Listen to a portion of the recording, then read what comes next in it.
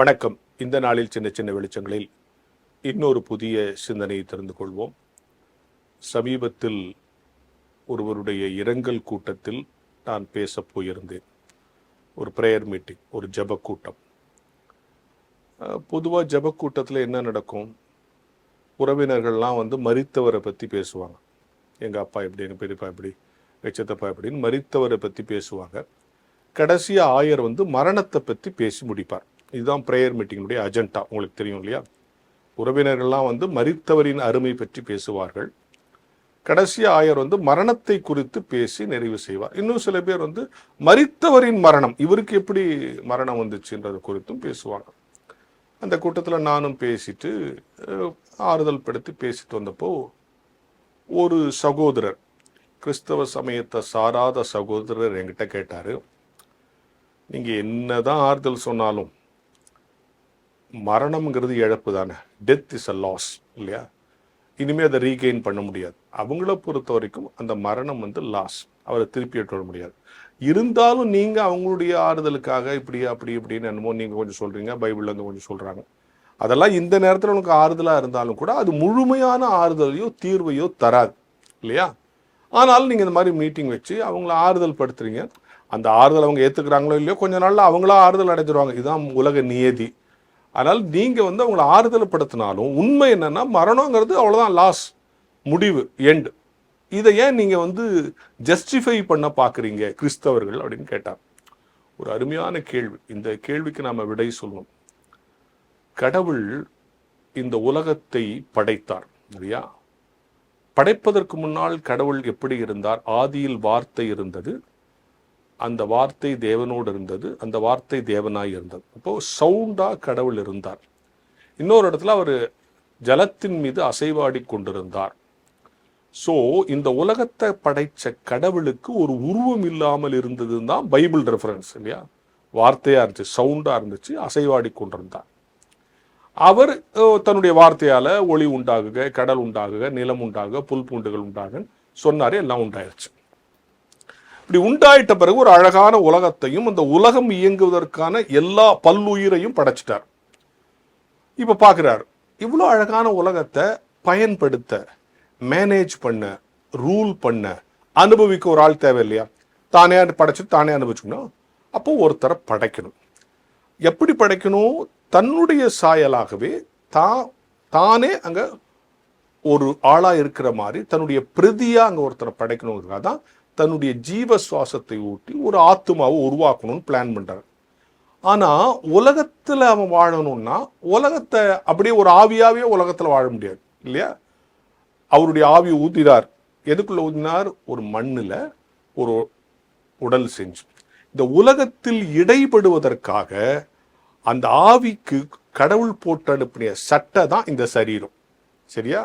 இந்த பாடிங்கிறது, இந்த உலகத்தை நீ வாழணும், உலகத்துல நீ எல்லாத்தையும் அனுபவிக்கணும், உலகத்தை நீ மேனேஜ் பண்ணணும், உலகத்தை நீ ஆளணும், உலகத்தை நீ ரூல் பண்ணணும்னா ஆத்மாவே ரூல் பண்ண முடியாது. இந்த ஆத்மாவை அணிந்து கொள்ள ஒரு சட்டை தேவை. அந்த சட்டைக்கு பேர் தான் இந்த உடம்பு, சரீரம். சரியா? இந்த ஆத்மாவை அனுப்பிச்சு உலகம் முடிஞ்ச உடனே அந்த உலகத்துல அதுக்கான ஆயுள் நாளை கொடுத்து அனுப்புறாரு.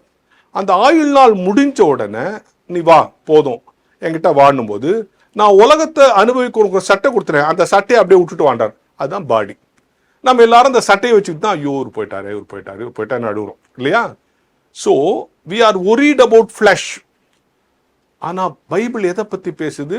ஆத்துமாவை குறித்து பேசுது.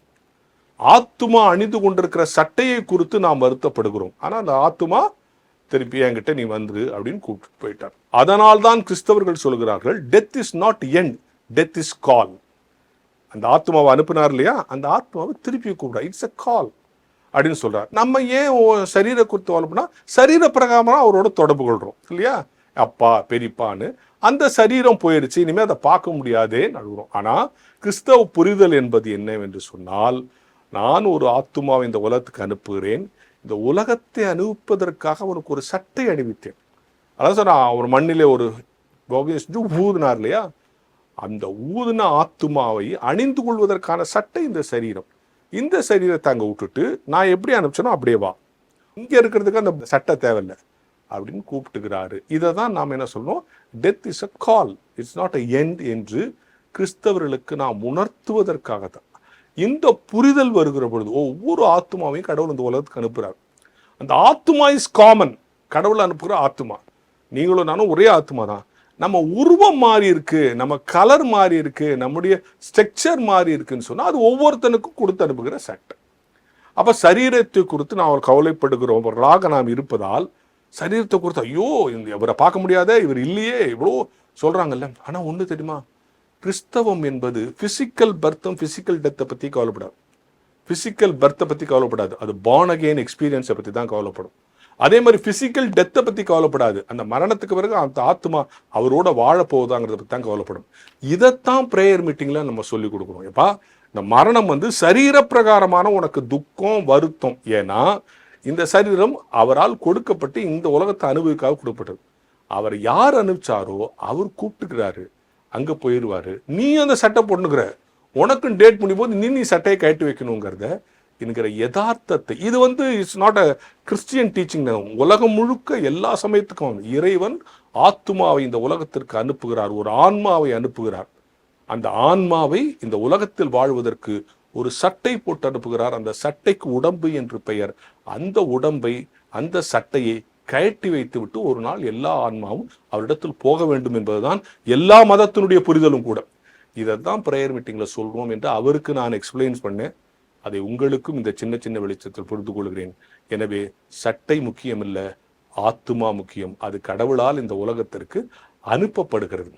இந்த ஆத்துமாவுக்கும் சரீரத்துக்கும் சில நேரத்தில் பிரச்சனை வரும். அதனாலதான் சரீரத்திற்கு கண்ட்ரோல் ஆன்மா போயிடுச்சுன்னா நம்ம தப்பு பண்றோம். சரீரத்தை ஆன்மா கண்ட்ரோல் பண்றவர்கள் வெற்றி பெறுகிறார்கள். இது அடுத்த ஏரியா, இதை பத்தி பேசினா இன்னும் நேரமாகும். எனவே ஒன்றை புரிந்து கொள்ளுங்கள், நான் அவளால் அனுப்பப்பட்டிருக்கிறேன்.